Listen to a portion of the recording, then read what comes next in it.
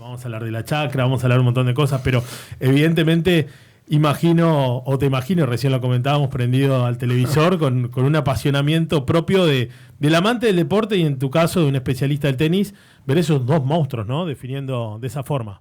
Qué increíble, la verdad que una alegría, una emoción, mucha cosa junta de ver tan buen tenis. Claro. Son extraordinarios los jugadores de hoy día. Sí, a uno le queda la sensación, después de que vimos al gran Roger Federer, como que no podía haber nada más arriba, y decir, bueno, este tipo rompió todo el molde. Y claro, y concomitantemente fue contemporáneo un Rafa Nadal, que era una bestia, verdaderamente, en ese circuito en especial, en Roland Garros. Aparece, ¿no? Djokovic, que también es un animal. Sí. Y ahora aparecen estos dos monstruos. Digo, es como que cada vez se va perfeccionando más y uno dice, bueno, ¿cuál es el techo, no? Lo que pasa es que el tenis tiene una gran particularidad y creo que es eso lo que siempre nos desveló a todos los que amamos el tenis. Pero en este caso, para explicar estos fenómenos que se da, es que la generación que sucede a una generación maravillosa, sí, se basó en esa generación que se está yendo y la supera. Claro. Siempre ha sido así. Yo me acuerdo cuando parecía imposible que apareciera algo mejor que Borg. Claro. Y ahí apareció Lendl, Noah, después vinieron Sampras, bueno, McEnroe ni te digo. Sí. Pero ese es como de otro planeta para mi gusto. Pero Sampras, Agassi, sí, exacto.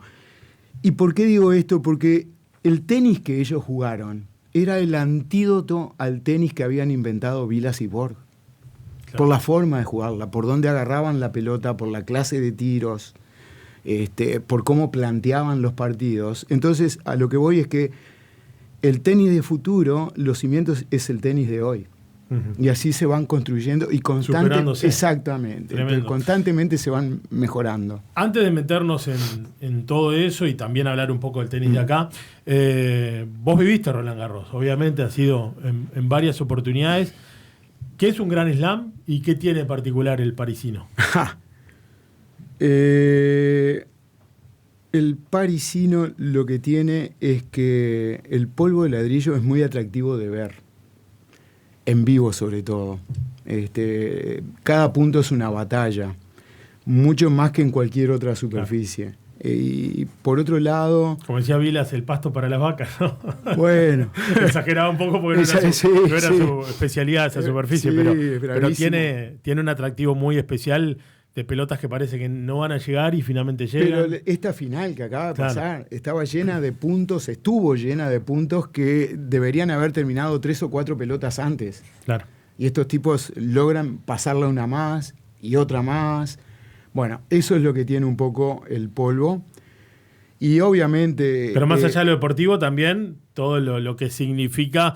lo icónico de Francia, ¿no? No, claro. Y Roland Garros lo que tiene es que para mí es una de las mejores federaciones y funciona ahí mismo en Roland Garros, la Federación Francesa. Constantemente están evolucionando en todo lo que te imaginás, Juan, en servicio a los jugadores, en servicio a los clientes, en cuidado. Claro. Y van transformando todo. Cuidar todo el negocio, el show business, ¿no? Más exacto, viven de eso. Sí, sí. Y encima, toda París acompaña. Claro. Vas a una panadería, una frutería, lo que sea, y en todos lados hay algo con motivo de Roland Garros. En el decorado, entre los cajones de verdura, hay raquetas, pelotas de tenis. Bueno, vos tuviste compañero francés también, ¿no? He tenido, sí. Has tenido compañero francés, sí. Bueno, conociste a Yannick Noah también. Bueno, esa época era más fácil todo, digamos. Nos cruzábamos más, ¿viste? Hoy día todo ha cambiado mucho, mismo que las estrellas hasta tienen su lugarcito en el vestuario que es solo de ellos y cosas cada vez más así. solitario se vuelve el tenista, ¿no? Totalmente. Muy, muy, muy profesional. El buen resultado es el nivel de juego. ¿Cuándo abrazaste por primera vez el tenis? ¿Qué fue lo que te sedujo, lo que te cautivó? ¿Cuándo agarraste la primera raqueta? No puedo. ¿No te acordás? No, sí, me acuerdo clarito y no puedo dejar de nombrar a Antonio Clara. Claro. Sí, un grande. Para mí fue como un padre, es mi padre tenístico, fue, digamos, gracias a él jugué al tenis. ¿Qué edad tenías? Tenía 9, 10 años por ahí. Y él era un amante del tenis, Iba todos los años a Wimbledon a verlo, me acuerdo, durante muchos años él fue. Y estaba deseando que volviera, entonces cuando él llegaba me traía los programas de Wimbledon, me contaba de los jugadores, del entorno. Eso por un lado, esa fue como la gran motivación. Y por otro lado me dio terrible empuje. Yo jugaba gracias a él. Él me llevaba a jugar, me prestaba la raqueta, me enseñaba. Fundamental ese espaldarazo, ¿no? Fundamental. Nunca hubiera jugado al tenis de no haber sido por él. Sí, porque es un deporte hermoso, pero sumamente exigente, duro, ¿no? Porque obviamente, así como decíamos, más allá de camaradería o de ciertos amigos que se puede tener, es un deporte donde el tenista está Sí, solo, el deportista. Totalmente. Si se bajonea él, no tiene otro que lo levante, como de repente puede pasar en el fútbol, donde hay 11, hay uno que anda mal y entre los otros 10, de repente se puede comer. Cuando el tenista se pincha es difícil. Eso es lo bueno para mí. Sí. ¿Viste? Eso de depender de vos te lleva a conocerte en una gran profundidad, ¿viste? Para superar todo ese tipo de cosas. Porque es una constante, no solo en los partidos, en los entrenamientos, en cómo encarás tu carrera, en ir superando momentos difíciles. Es muy buena escuela el tenis. Eso es lo que me...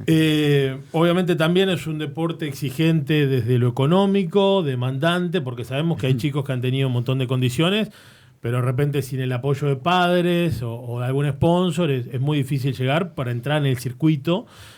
Concretamente, esa es muchas veces para muchos una traba grande, ¿no? Por supuesto, no tengas dudas. Talentos que quedaron por el camino. La generación mía en Uruguay fue un poco rara, ¿viste? Fuimos los primeros que nos empezaron a mandar al exterior a jugar. Y tuvimos ahí una ayuda de la asociación, porque el presidente de la asociación en aquel momento, cuando nosotros éramos chicos, era presidente de aviación civil. Ajá. Entonces nos conseguía pasajes. Claro, había una ventaja. Había una ventaja y alguna desventaja. Me acuerdo volviendo de un lugar de que me habían embarcado para un vuelo que finalmente no existía. Era otra época. Sí. Y otras compañías. No había WhatsApp, por ejemplo. No había nada, imagínate. Y entonces, como yo tenía pasaje free, pasaje gratis, obviamente no tenés mucho derecho a pataleo, ¿viste? Claro. Pero bueno, igual todo terminó bien y llegué a Colonia de vuelta. Apareciste, volviste en algún momento. Sí. ¿Qué te queda de aquella época? Ya después vamos a hablar como instructor y como profe, pero la época de jugador, ¿qué fue lo que te dijo?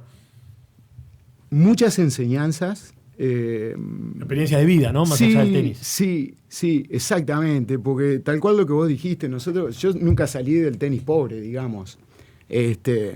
Entonces eso te enseña mucho, porque ves todos los extremos. Íbamos a jugar a los clubes más lujosos de cualquier lugar, pero muchas veces íbamos a dormir al lugar más barato del lugar también, porque no podíamos pagar otra cosa. ¿Entendés? Entonces, esa amplitud te empieza a dar mucho criterio en lo que ves y en las decisiones y cómo valorar cada cosa, ¿no? Y creo que no lo cambiaría. Además, creo yo, lo más importante de haber conocido gente muy linda, tener mis mejores amigos en el tenis, eso es lo bueno que me dejó. Bueno, y desde lo deportivo también compartiste y viste a todos los uruguayos, ¿no? O al menos lo que uno entiende como los que más llegaron. Fuiste amigo de Chelo Filippini, Diego Pérez, bueno, más acá Palito Cuevas, obviamente.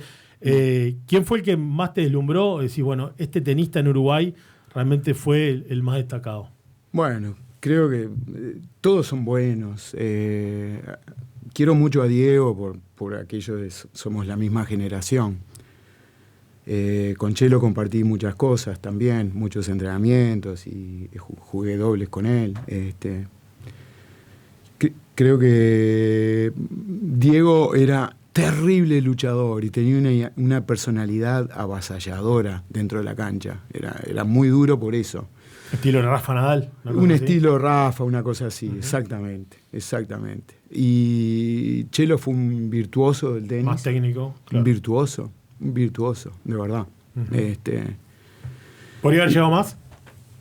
Bueno, no llegó poco, ¿eh? No, Sí, obviamente. pero quizás, Chelo le pasó lo mismo que a todos nosotros. No le fue fácil el arranque. Claro. No éramos ricos. Claro. Eso. Uh-huh. Y Pablo Cuevas ya vino en otra época del tenis. Con otra inserción de Uruguay también. Exacto, con Uruguay ya, digamos, con mucho camino recorrido. El camino que hicieron otros. En ese sentido, ¿viste? Nosotros fuimos los primeros y entonces volvíamos y contabas todos cómo era, ¿viste? A dónde ir, qué pensión, qué torneo jugar, ¿viste? Como que obviamente Uruguay fue de a poco posicionándose gracias a los que llegaron, ¿no? Digamos, Chelo, Diego, por ejemplo. Y entonces creo que Pablo de alguna manera ya entró en otra época del tenis que incluso es más global. Claro. Hoy es más común que de repente haya un buen jugador salido de países no tan convencionales, exacto, no tan históricos del tenis. Sí. Como que en ese sentido se ha abierto la posibilidad de que eso pase. Sí. Exacto, sí. exacto. Contanos, bueno, lo que fue ya una vez que dejaste la raqueta y empezar a ser profesor. Obviamente hay un cambio, hay un viraje importante y no todos los buenos tenistas pueden ser buenos entrenadores. Creo que pasa en cualquier deporte, pues no es lo mismo jugar bien que saber transmitirlo, ¿no? Bueno, sí, la verdad que, a ver, en mi época o pegabas el salto grande o era, viviendo en Sudamérica, como nos pasaba a muchos, era tremendamente difícil mantenerte jugando torneos. Ganabas muy poco. Claro. Era muy costoso, viste, cuando nosotros salíamos, o sea, te ibas por largo tiempo. No era que podías irte a París y volver al mes o lo que sea, jugar 3, 4 torneos y volver. Había que quedarse. Había que quedarse y eso implicaba un montón de cosas. Llegó un momento en el que me di cuenta de que obviamente no iba a pegar ese salto, o al menos eso sentí, más encima acompañado de alguna lesión. Y ahí tomé la decisión de seguir con las clases, que yo había dado clases acá en Colonia, tipo cuando tenía 18 años, que también estuve un año sin jugar, y estuve dando clases acá, junté plata para viajar y qué sé yo, y había sentido de verdad una verdadera vocación. Uh-huh. Sentí que ¿Te despertó? Sí, viste, sentí que me encantaba. Me dio la posibilidad también, el que era mi entrenador, de hacerle una suplencia a él en Montevideo, en el Nacional y en Biguá. Sí. Él tenía mucha clientela, era un profesor muy reconocido, Alberto Laborde. Y también ahí, y la gente que empezó a verme como profesor, me dieron mucho para adelante, viste, como que evidentemente le pegaba y le ponía mucho cariño a lo que hacía. Entonces, ya en mi segunda etapa, incluso yendo a los torneos y seguir intentando como jugador, le abrí la puerta a aprender lo más que pueda para después poder volcarlo en lo que yo enseñaba. Porque en esa época era un poco así, ¿no?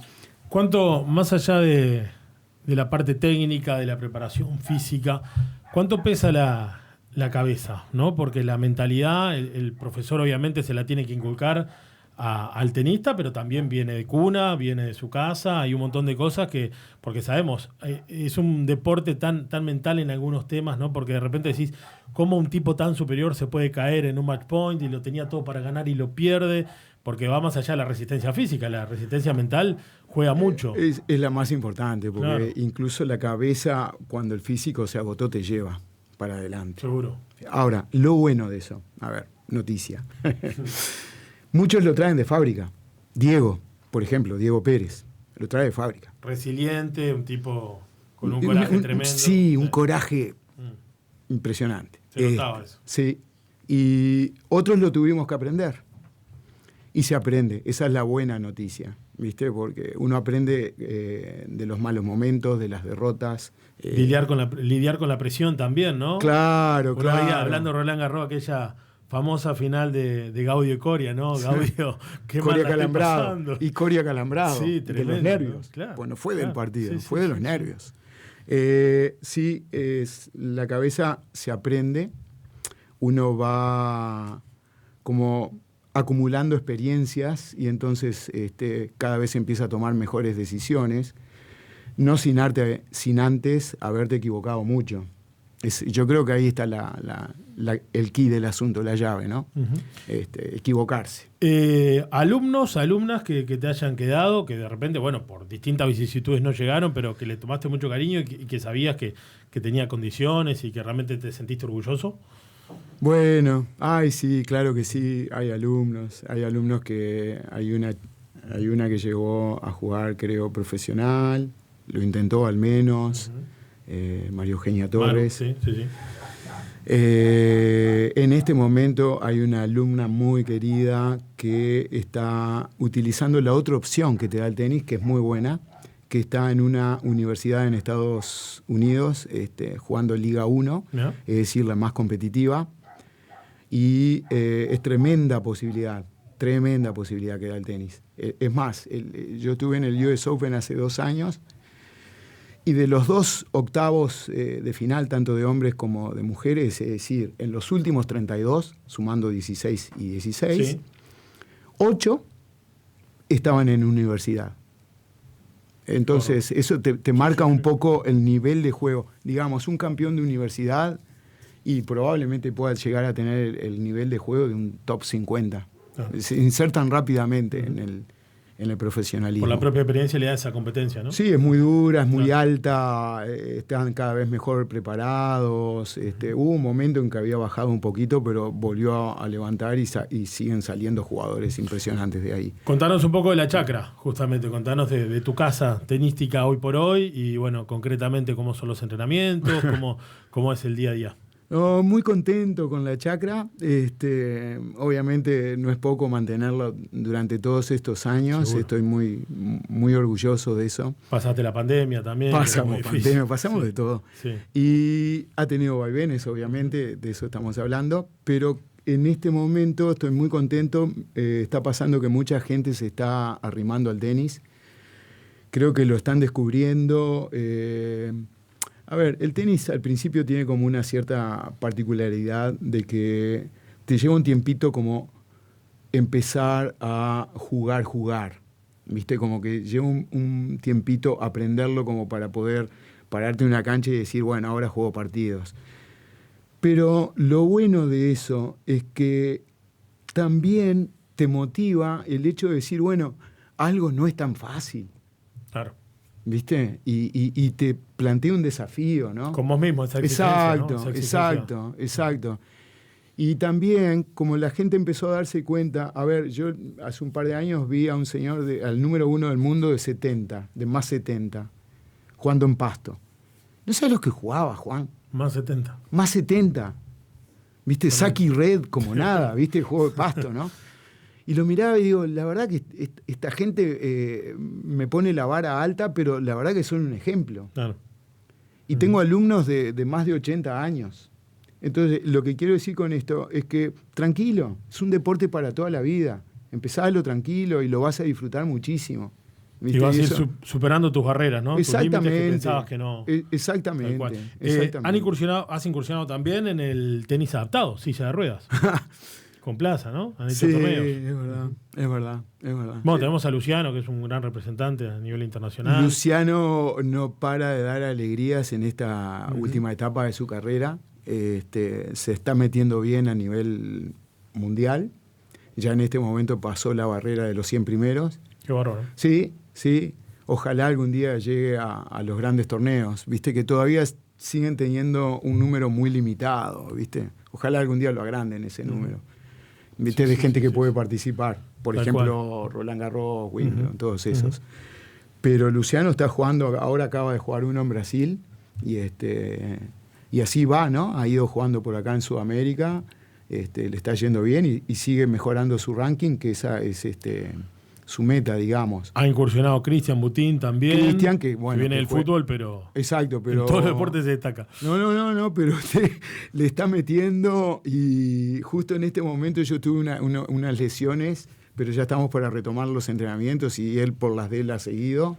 Así que también vamos arriba con Cristian. Bueno, y es tremendo, porque vos decías las exigencias del tenis, lo que significa bueno, justamente esos desafíos que te impone personalmente, ver casos también como Gustavo Fernández, ¿no? Unas bestias, porque, digo, el tenis es complicado por sí, en silla de ruedas. Obviamente, en Roland Garros justo no los pude ver porque yo la última vez que estuve la primera semana, y ellos arrancan la segunda semana de Roland Garros. Claro. Entonces no los pude ver, pero en el US Open los pude ver.